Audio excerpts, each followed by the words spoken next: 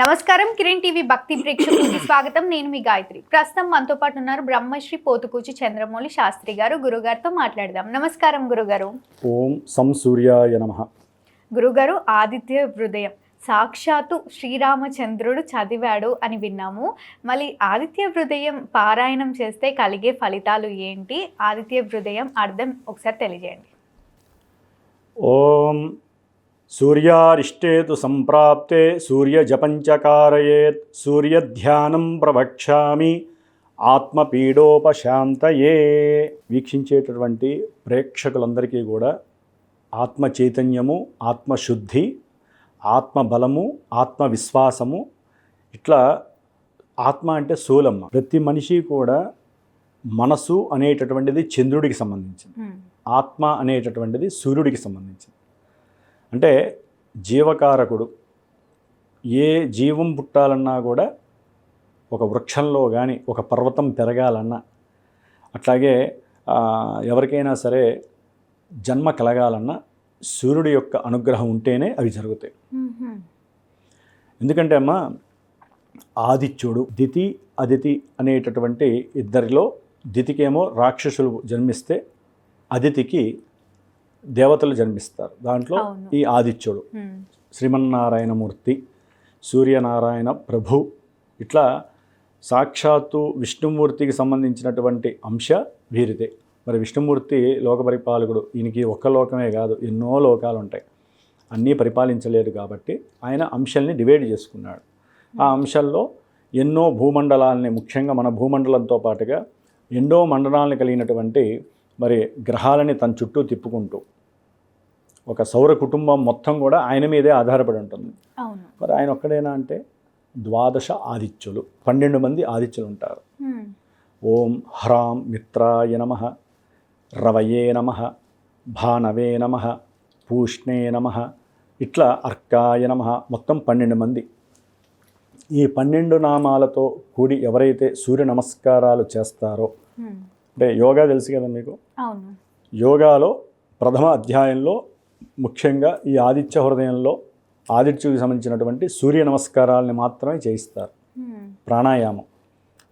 దాని తర్వాత సూర్య నమస్కారాలు అత్యంత ప్రాముఖ్యత కలిగినటువంటిది, అత్యంత కీలకమైనటువంటిది. యోగాభ్యాసంలో సూర్య నమస్కారాలే ముఖ్యం. ఎందుకని? సూర్య నమస్కారాలు సూర్యుడికి చేస్తున్నామా, మనలో ఉన్నటువంటి ఆత్మని ప్రభావితం చేయటానికి. మానసిక బలము క్షణక్షణము మారిపోతుంది. ఆత్మకి బలము, ఆత్మబలం అనేటటువంటిది మారకూడదు. అది మారితే జీవం ఉండదు మనిషికి. జీవం నిలబడేదే ఆత్మ ద్వారా. మన ఎనర్జీని పెంచుకోవడానికి అమ్మ. అంటే ముఖ్యంగా ఆరోగ్యం భాస్కర ఆదిత్యేత్ అన్నారు. భాస్కరాదిత్యేత్, ఆరోగ్యమే మహాభాగ్యము అన్నారు. ఆరోగ్యానికి మూలకారకుడు ఎవరు? సూర్య భగవానుడు. ఆయన లేకుండా ఏ వృక్షము కూడా పైకి మొలవదు. అంతే కదా. కిరణజన్య సంయోగ క్రియ. ఆయన యొక్క కిరణాలు భూమి మీద, ఆ గింజల మీద పడి ఆ భూమిలోంచి చక్కగా ఒక మొక్క కాస్త వృక్షమై, మహావృక్షమై ఎన్నో సంవత్సరాలు కొన్ని వృక్షాలు అలా ఉన్నాయి. అంటే వాటిని ఎవరు పోషిస్తున్నారమ్మా? ఎవరు నీళ్ళు పోయారు. మీరు చూస్తూ ఉంటారు కదా, పర్వతాల మీద ఎవరైనా ఎక్కి నీళ్ళు పోస్తారా? మన ఇళ్లలో పోయడానికే మనకి ఒళ్ళు వంగదు ఒక రకంగా చెప్పాలంటే. తులసి చెట్టులో కానీ నీళ్ళు పోయే చాలామంది. మీరు పోయింది, నువ్వు పోయి అని చెప్పి అనుకోవడమే సరిపోతుంది. ఆవిడ కాస్త వడలిపోతుంది. మళ్ళీ ఇంకో మొక్కను తెచ్చిపెట్టుకుంటారు. ఎందుకు పోయారు ఆవిడికి? మరి ఒక మొక్కనే మనం పెంచము. ఒక పర్వతం మీద, అడవుల్లో, ఇప్పుడు అమెజాన్ అడవులు కావచ్చు, మనకున్న ఎన్నో అడవులు కావచ్చు, అవునా కదా.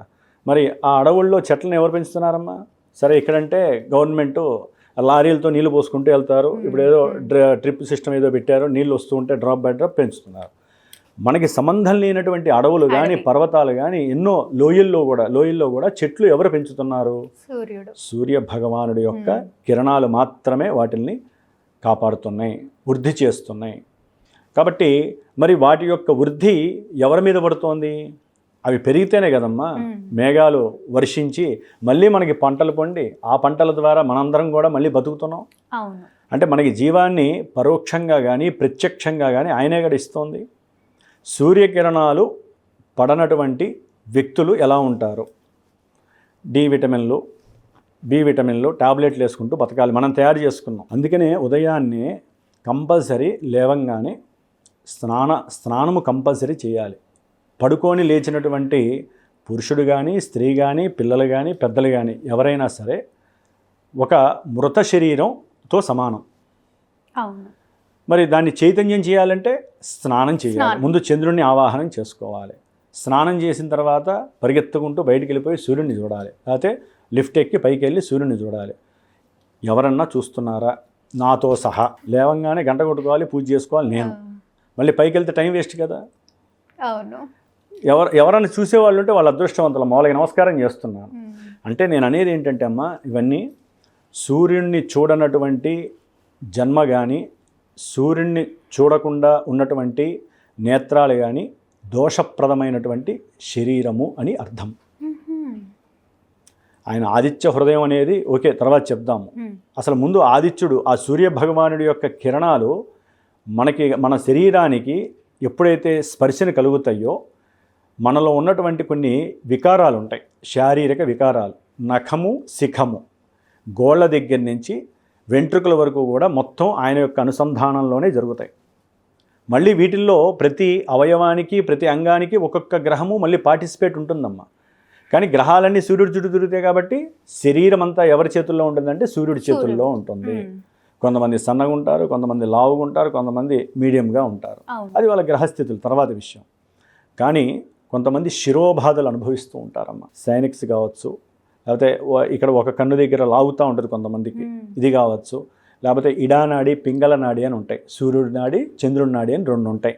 వాటిల్లో అసమతుల్యత వలన అంటే పీల్చే గాలి కూడా సరిగ్గా ఉండదు. ఓన్లీ ఒకదాని నుంచే వెళ్ళి ఒకదాని నుంచి వస్తే వాడికి అనారోగ్యం ఉన్నట్లు లెక్క. దాన్ని గమనించాలి అంటే ముందు మనం ప్రాణాయామం ఒక యోగా స్టేజ్లో అలవాటు పడాలి.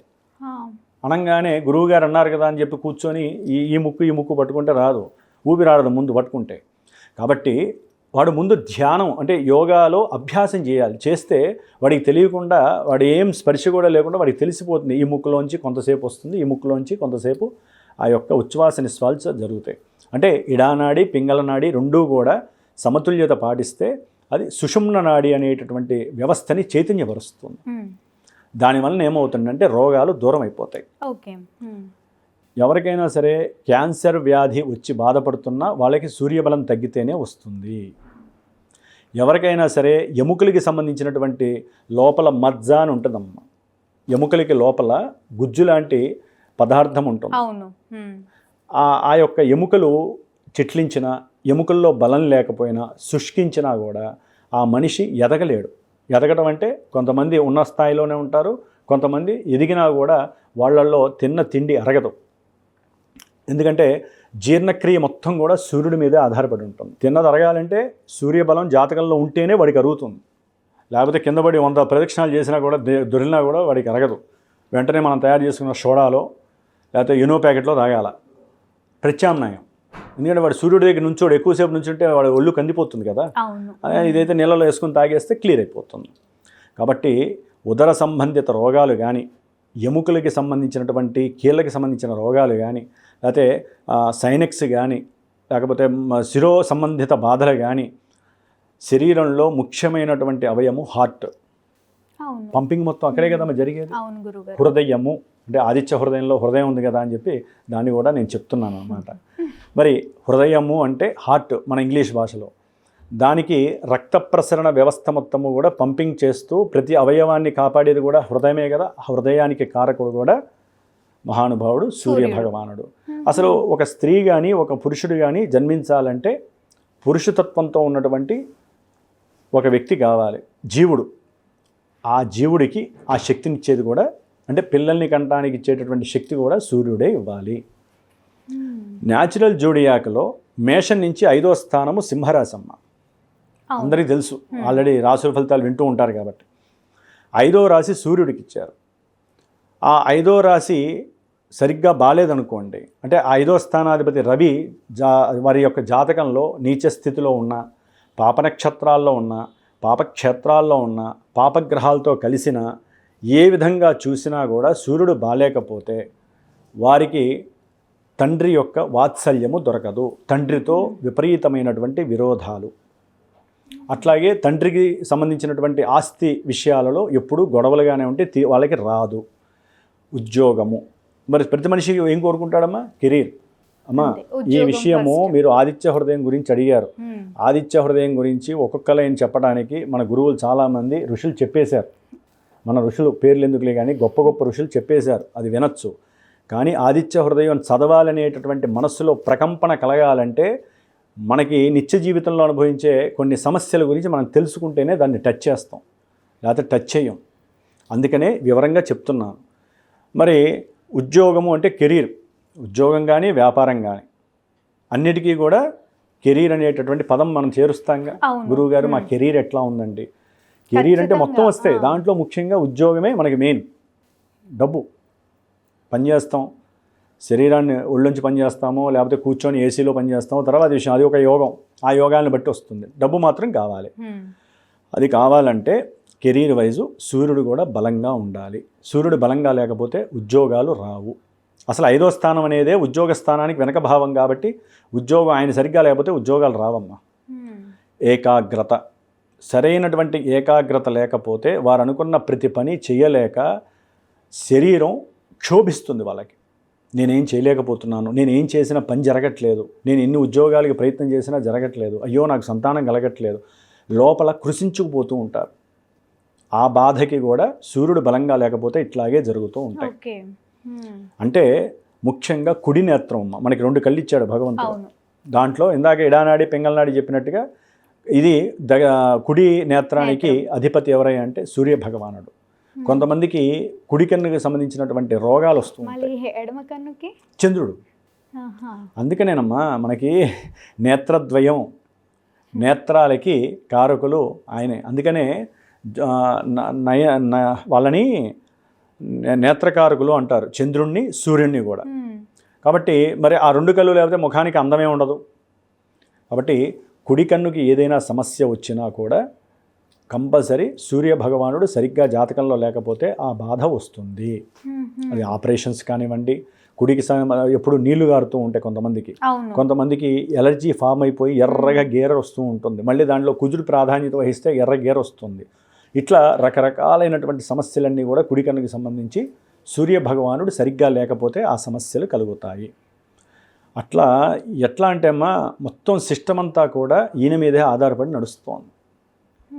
కాబట్టి ఆదిత్య హృదయము అనేటటువంటిది ఎందుకు చదవాలి అంటే ఈ సమస్యలు ఎవరైతే వారి యొక్క జన్మతః పడుతున్నారో అనుకున్న కొంతమంది రాజకీయ నాయకులు ఎంతకాలం ప్రయత్నం చేసినా 15 ఏళ్ళైనా 20 సంవత్సరాలైనా వాళ్ళకి చివరికి ఒక కార్పొరేటర్ పదవి కూడా రాదు.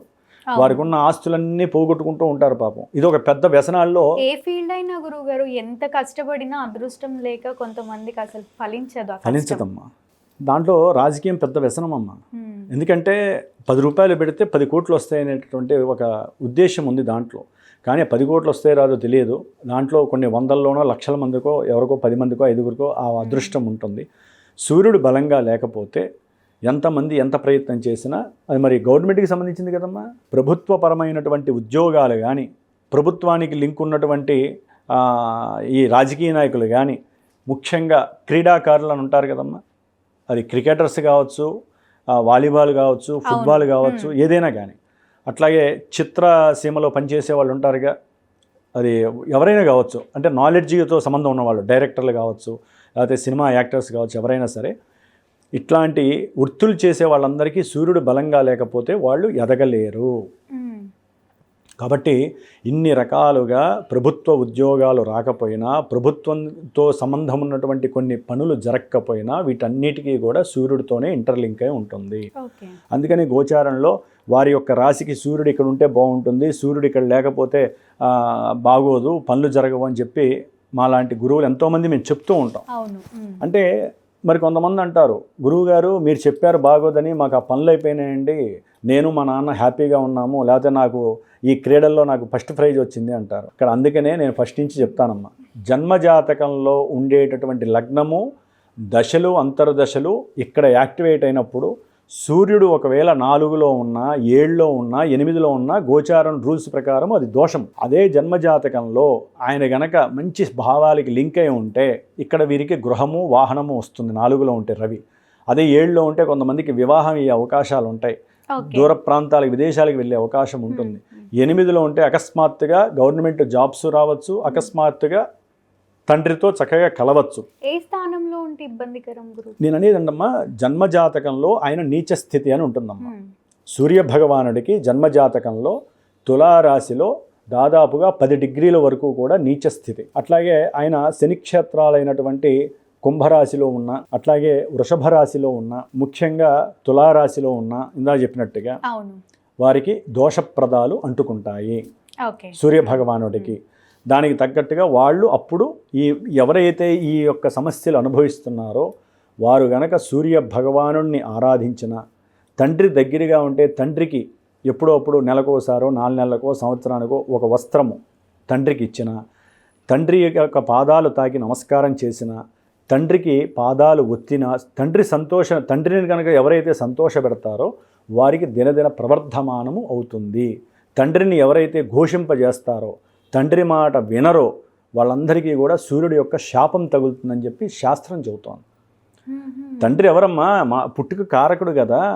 ఒక మనిషి తండ్రిని ఎదిరిస్తున్నాడంటే అది తర్వాత ఓకే, ఆయన ఏమనుకుంటాడంటే నేను పూర్వజన్మలో ఏ శత్రువు నాకు ఇప్పుడు కొడుకుల రూపంలో వచ్చాడు, కూతురు రూపంలో వచ్చింది, ఆ తండ్రి అనుకుంటాడు. వీడేమనుకోవాలి?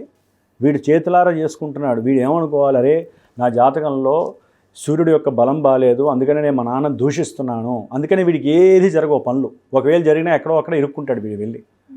అందుకనే ఎవరైతే ఇబ్బందులు పడుతున్నారో తండ్రి కొడుకుల మధ్య సమన్వయం, వాళ్ళిద్దరి మధ్య సరైనటువంటి సంభాషణాయుక్తమైనటువంటి చర్యలు లేవో వారు అన్యోన్యంగా ఉండటానికి ఆదిత్య హృదయాన్ని నిత్యము ఒకసారన్నా చదవాలి. ఆదిత్యుడన్నా ఆయనే, అట్లాగే మనకి సూర్యుడు మిహిరుడు అంటారు, అట్లాగే ఆయనకి పూషుడు అంటారు, ఆదిత్యుడు అంటారు, ఇంకా చాలా ఉన్నాయి. అర్కుడు, మనకి జిల్లేడు పత్రం ఉంటుంది కదమ్మా, జిల్లేడు పూలు కూడా ఉంటాయి కదా, అర్కపత్రాలు, అట్లాగే అర్కపుష్పం అంటారు. వాటినైనా సరే చక్కగా దారంతో గుచ్చి ఎరుపు దారంతో ఆదివారం పూట సూర్యనారాయణుడు నవగ్రహాలలో సూర్యనారాయణుడి దగ్గర ఆయనకి వేసి, సూర్యుడి దగ్గర ఒక 6 ఒత్తులు దీపారాధన ఆవునేతితో వెలిగించి ఆ దీపం కింద చక్కగా గోధుమలు వెయ్యాలి. ఈ విధంగా చేసి ఆయనకి చిన్న వస్త్రం కట్టి 6 వారాలు చేయమనండి. ఉన్నంతలో వారికి కావలసినటువంటి ఆత్మస్థైర్యం లభించి ఏ పనైనా చేయటానికి ఆయన సహకరిస్తాడు. లేదా దీన్ని మించి ఇంకా ఇబ్బందిగా ఉంది అనుకుంటే తప్పనిసరిగా సూర్యోదయానికి దాదాపుగా 1.5 గంట ముందు లేదా గంట ముందు బ్రాహ్మీ ముహూర్త సమయం అని ఉంటుంది. అవును గురుగారు. ఎందుకంటే అమ్మ సూర్యుడికి 3 లక్షణాలు ఉన్నాయి. ఉదయం పూట ఉదయించేటప్పుడు బ్రహ్మదేవుడితో సమానమైన, అంటే కాంతి కొంచెం ప్రశాంతంగా ఉంటుంది. మరి బ్రాహ్మీ ముహూర్తం ఏంటి? బ్రహ్మదేవుడి యొక్క భార్య సరస్వతీదేవి బ్రాహ్మిణి. అందుకనే తెల్లవారుజామున లేచి ఎవరైనా కొంతమంది చదువుకుంటారు, కొంతమంది ధ్యానం యోగా చేస్తారు, వాళ్ళకి ఏంటంటే అమితమైనటువంటి శక్తులు వస్తాయి, సూక్ష్మ శక్తులు వస్తాయి. కాబట్టి ఆ సమయంలో సూర్యుడు చక్కగా బ్రహ్మదేవుడితో సమానం. అంటే సృష్టి కొత్త ఆలోచనలు వస్తాయి, కొత్తగా ఏదైనా చేయాలనే తపన పెరుగుతుంది కాబట్టి ఉంటాడు. మరి సూర్య భగవానుడు మిట్ట మధ్యాహ్నం 12 అభిజిత్ ముహూర్త సమయంలో రుద్రుల్లాగా వెలిగిపోతూ ఉంటాడు. కాబట్టి ఆ తర్వాత మళ్ళీ సాయంత్రం మనకి ప్రదోషకాలంలో సూర్యాస్తమయం అని వస్తుంది. ఆ సూర్యాస్తమయ సమయంలో విష్ణుమూర్తి అంశతో ఈ సూర్య భగవానుడు ఉంటాడు. అంటే త్రిమూర్తి స్వరూపంగా ఉన్నటువంటి బ్రహ్మ విష్ణు మహేశ్వరుల యొక్క స్వరూపమే సూర్యనారాయణుడు. సాక్షాత్తు మనకి ఏ దేవుడితో పని లేదు, మన ఇంట్లో ఏ ఫోటోలు ఉన్నా లేకపోయినా సాక్షాత్తు పరమేశ్వరుడి యొక్క స్వరూపం, ఈ 3 త్రిమూర్తుల యొక్క స్వరూపమైనటువంటి ఆదిత్యుడికి నమస్కారాలు చేసుకొని 12 నమస్కారాలు ఉంటాయి, చాలామందికి తెలిసే ఉంటుంది. ఓం సం సూర్యాయ నమః అనుకుంటూ చక్కగా ఆ 12 నమస్కారాలని 6 సార్లు కానీ రోజుకి 12 సార్లు కానీ ఎవరైతే చేస్తారో ఆరోగ్యము స్థిరంగా శాశ్వతంగా ఉంటుంది. ఉద్యోగ అవకాశాలు, గవర్నమెంట్ జాబ్స్ లేవండి, ఇబ్బంది పడుతున్నాం అన్న వాళ్ళకి చక్కటి జాబ్స్ వస్తాయి. ఓకే, వాళ్ళు ఒక 6 వారాలు 12 వారాలు చేస్తారమ్మా, ఇంకా వాళ్ళకి జరగట్లేదు, అప్పుడు మాలాంటి పురోహితులను లేకపోతే మా యొక్క గురువులను సంప్రదించి చక్కగా నమ్మకం ఉన్న వాళ్ళని ఆ మంత్రభాగం సూర్య నమస్కారాలను ఉంటాయి, అరుణము, త్రిచ, సౌరము అనేటటువంటి డైరెక్ట్గా సూర్యుడికి లింక్ అయ్యేటటువంటి మంత్రాలు. అవి కిరణాలు పడతాయి కదా, రిఫ్లెక్ట్ అయిపోతాయి. అంతటి గొప్ప మంత్రాలు ఆదిత్య ఈ స్వామివారికి సంబంధించినటువంటి సూర్య నమస్కార మంత్రాలు. అవి చేయించుకుంటూ ఎవరైతే గవర్నమెంట్ జాబ్స్ గురించి కానీ లేకపోతే ఎవరైతే తండ్రితో విరోధంగా ఉన్నా, పిత్రార్జితం రావాలనుకున్నా, పితృదోషాలు ఉన్నటువంటి వాళ్ళు కానీ ముందు ఇలాంటివి చేసుకోవాలమ్మా. గోకర్ణాలు లేకపోతే త్రయంబకాలు ఇవన్నీ కూడా అవేంటంటే మరీ ఘోరమైన పరిస్థితి, ఇంక ఇవన్నీ చేశాక కూడా పని జరగట్లేదు అనుకుంటే అప్పుడు వెళ్ళి చేసుకురావడం అనేది అది దోషం కాదమ్మా, చాలా పుణ్యం అక్కడికి వెళ్ళటం. కానీ ముందు ఇక్కడున్న పరిస్థితుల్లో సూర్యుడికి జపం ఉంటుందమ్మా, 6000 సార్లు జపం ఉంటుంది. అంటే ఇది వాళ్ళు చేసేవి కాదమ్మా, మామూలుగా జపాకుసుమ సంకాశం అనేటటువంటిది సూర్యగ్రహ స్తోత్రంతో చేసేది వీళ్ళు రోజు 6 సార్లు 60 సార్లు చేసుకున్నా చాలా అత్యద్భుతమైనటువంటి ఫలితాలు ఉంటాయి. బ్రాహ్మడు మాత్రం 6000 సార్లు జపం ఉంటుంది. ఏది మూల మంత్రం ఎక్కడ పెడితే అక్కడ జపం, మేము వేద మంత్రం అని ఉంటుంది. ఆ వేద మంత్రంతో 6000 సార్లు చేసి ఆ జపాన్ని యజమానికి ఇస్తాం చేయించుకున్న వాళ్ళకి. అదే సమయంలో అదంతా అయిపోయేటప్పుడు అది సూర్య నమస్కారాలు ఈ ఎవరైతే ఉంటారో మగవాళ్ళు వాళ్ళ చేత చేపిస్తాం. స్త్రీలకైతే కనుక బ్రాహ్మడే చేసి ఆ తీర్థం వాళ్ళకి ఇస్తారు. ఆరోగ్యపరంగా కూడా కొన్ని మంది ఇబ్బందులు పడుతుంటారు స్త్రీలు, దాని పరంగా కూడా వారు చేసి తీసుకుంటే చాలా మందికి ఉపశమనం కలిగిందమ్మా. అంటే నేను ఈ ఫీల్డ్లో 30 ఏళ్ళు బట్టి ఉన్నాను కాబట్టి, పురోహితం చేస్తూ బ్రహ్మస్థానంలో ఉన్నాను కాబట్టి నాకు తెలుసు, చాలా చేస్తున్నామ్మా. ఇది చేసిన తర్వాత హోమం చేస్తారు, సూర్య హోమము అంటారు. అది చేస్తేనమ్మా ఎంతటి కార్యక్రమం అయినా సరే అలా జరిగిపోవాల్సింది. ఈ 3 ఒక పార్ట్: సూర్యగ్రహ జపము, సూర్యుడి యొక్క నమస్కారాలు, సూర్య నమస్కారాలు, అట్లాగే సూర్యుడి యొక్క హోమము. ఇది చేస్తూ ఇది ఎప్పుడు చేయాలి? అవతల వ్యక్తి వీలుంటే ఒక 6 రోజులు ఆదిత్య హృదయము, లేదా 60 రోజులు ఆదిత్య హృదయము, లేదా ఒకే ఆదివారం కూర్చొని 60 సార్లు ఆదిత్య హృదయం. ముందు వాళ్ళు స్ట్రెంత్ చేసుకోవాలమ్మా. ఒక బ్రాహ్మడి దగ్గరికి రావాలంటే కొంచెం అన్న వాళ్ళ స్ట్రెంత్ను ఉపయోగించాలి. వాళ్ళ వల్ల కాకపోతే మా దగ్గరికి రావాలి, 10 రూపాయలు ఖర్చు పెట్టి చేయించుకోవాలి. వాళ్ళేం చేయకుండా మొత్తం మా మీద ఏదో వస్తే ఆ బరువంతా మేము ఎక్కడ భరాయిస్తాం? మీరు డబ్బులు ఇస్తారు, మీ గురించి మేము చెయ్యాలంటే ఎంత కష్టపడాలో తెలుసా? ఒక్కొక్క మంత్రం చదువుతుంటే మా శరీరంలో మీ యొక్క నెగిటివ్స్ అన్ని మాకు వస్తూ ఉంటాయి. సరే, దీని గురించి ఒక వీడియో చేద్దాము, చాలా మందికి తెలియదమ్మా. కాబట్టి మీరు చేసిన తర్వాత గురువుతో సంప్రదించి గురువు ద్వారా చేసుకుంటే 100% సూర్య అనుగ్రహం కలుగుతుంది. కంపల్సరీ ఎవరైతే 60 రోజులు సూర్య నమస్కారాలు ఆదిత్య హృదయాన్ని చదువుతారో, రోజు ఒక్కసారి కానీ 6 సార్లు కానీ 12 సార్లు కానీ 60 సార్లు కానీ ఆదిత్య హృదయాన్ని ఎవరైతే చదివి చక్కగా ఒక చెంబులో, రాగి చెంబులో నీళ్లు తీసుకొని దాని మీద ఇట్లా చేయి పెట్టి సూర్యుడు ఎదురకుండా ఉండి ఆదిత్య హృదయాన్ని చదివి మీ మనసులో ఉన్నటువంటి కోరికని చెప్పుకొని నీళ్లు వదిలిపెడతారో, తులసి చెట్లో కానీ లేకపోతే మామూలు మట్టిలో కానీ వదిలిపెడతారు, తొక్కే చోట వదిలిపెట్టకూడదు. ఆ యొక్క కిరణాలు నీటి మీద పడి మీ యొక్క మనసులో ఏదుందో ఆ అభీష్టాన్ని మళ్ళీ సూర్యుడికి తీసుకెళ్లిగే శక్తి ఒక ఆదిత్య హృదయానికి ఉంది. అందుకనే ఆదిత్య హృదయంలో తతో యుద్ధ పరిశ్రాంతం సమరే చింతయా స్థితం అంటే ఈ యొక్క నామాలు కనుక ప్రశాంతంగా ఎవరైతే, అందుకని తతో యుద్ధ పరిశ్రాంతం ఇది ఫాస్ట్గా చదివితే రామ్మ కిరణాలు కూడా పక్కకి వెళ్ళిపోతూ ఉంటాయి అటు ఇటు.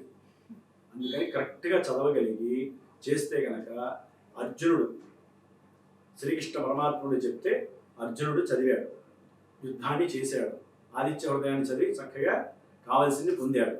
మీరు అన్నట్టుగా ఇందాక ఫస్ట్లో ఏం చెప్పారు? రాములు వారు రావణాసురుణ్ణి చంపలేకపోతున్నాడు, శక్తి సరిపోవట్లేదు. ఎందుకంటే రావణాసురుడు యొక్క శక్తి అమితమైందని అందరికీ తెలుసు, నేను చెప్పక్కర్లా, ఆల్రెడీ చెప్పేశారు గొప్ప గొప్ప వాళ్ళు, మనం చెప్పక్కర్లా. అంత శక్తిని ఓడించాలంటే ఈయన దగ్గర ఏదో ఒక అస్త్రం ఉండాలి. ఆ అస్త్రమే ఆదిత్య హృదయము. అన్ని అస్త్రాల కన్నా గొప్ప అస్త్రము ఆదిత్య హృదయము అనేటటువంటిది గుర్తుపెట్టుకోండి. కాబట్టి ఆదిత్య హృదయాన్ని మీకు మనసులో బాధ అనిపించిన, లేకపోతే శరీరం రుగ్మతలు, శరీరం ఎప్పుడైతే కుసించి పడిపోతుంది, ఇక నేను కష్టము అనుకుంటున్నాను, చివరికి ఐసీయూలో ఉన్న వాళ్ళు కూడా ఆదిత్య హృదయాన్ని విని లేచిన వాళ్ళు ఉన్నారమ్మా.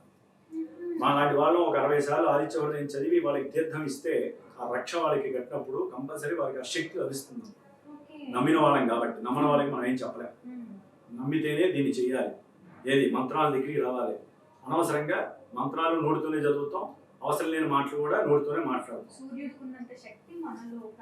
సూర్యశక్తి గురించి మనం ఎవరు చెప్పక్కర్లేదు. సూర్యశక్తి అనేది మనం వాడుకోవాలి అంటున్నాం. సోలార్ వాడుకోవట్లేదు. ఎక్కడి నుంచి వస్తుందమ్మా సోలార్ శక్తి?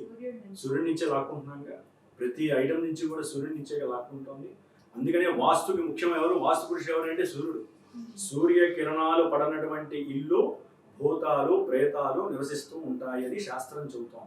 అందుకని ఇల్లు కట్టేటప్పుడు వాస్తు అనేటటువంటి దానికి ఎందుకు ప్రాధాన్యత ఇస్తారంటే, దానికి గర్భాలు 9 పార్ట్లు చేయాలి, గర్భం ఎక్కడ ఉండాలి, ఏ మనం వంట ఇల్లు ఎట్టుండాలి, లేకపోతే దేవుడి రూమ్ ఎట్టుండాలి, పడకం ఎట్టుండాలి, ధాన్యవశాలు ఎట్టుండాలి, ఇన్ని రకాలు ఎందుకు చదువుతారు?